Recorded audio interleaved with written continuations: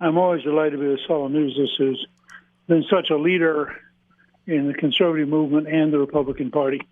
Welcome to the Saul's Newsstand News Rewind for April 28th, 2023. The Hill reports, as promised, McCarthy got the votes. Kevin McCarthy passed the first major test of his speakership on Wednesday as the House narrowly approved a sweeping plan to raise the nation's borrowing authority and cut spending. The bill, called the Limit, Save, Grow Act, cleared the chamber by a vote of 217 to 215. You said at the very beginning we had to show you a plan, even though the Democrats have shown no plan. Not only did we show you a plan, we're the only ones to pass a plan. So I think it's up to you now. Whether the economy goes in any trouble, it's you, because the Republicans raised the debt limit. You have not. Neither has Schumer. The vote came hours after Republican leaders made a handful of last-minute, late-night changes to the text to ensure support from several lawmakers in their conference whose potential no votes threatened to sink the bill in the chamber's narrow majority. The GOP measure proposes to cut federal spending by nearly 14% over a decade and lift the cap on borrowing by $1.5 trillion through March. Axios reports, the 401k generation enters a retirement minefield. Americans retiring are now going it alone.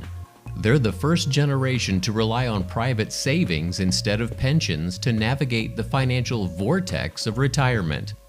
Today's retirees find themselves in a much more uncertain situation with a host of spending needs, some foreseeable, some coming out of the blue, all needing to be funded out of a volatile and unpredictable retirement portfolio.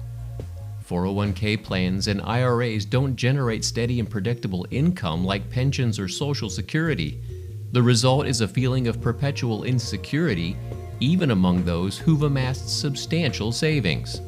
In a recent Goldman Sachs survey, 51% of retirees reported living on less than half of the income they enjoyed pre-retirement. And finally, Just the News reports, Gipper AI, conservative browser taps great communicator for tech frontier with Ronald Reagan. Amid rising fears of woke bias being baked into artificial intelligence apps, a self-styled free speech web browser targeting conservative users has developed a chatbot that channels the worldview of Ronald Reagan. Kaylin Dorr, who is involved with the project, said, quote, "What we've done is we've trained our chatbot to speak in the voice of Ronald Reagan and to view things as a conservative. It's been really interesting so far." In recent months, conservatives have taken to social media to warn of anti-conservative bias programmed into OpenAI's groundbreaking ChatGTP chatbot, sharing screenshots of biased responses they received when they asked questions to the AI app. Once again, we'll let President Joe Biden have the last word. Our education policy should reflect what we've learned. We know that there's so much more to finish the job, and we can do it. And that concludes your Saul's Newsstand News Rewind for April 28th, 2023. For more political news faster, visit saulsnews.com.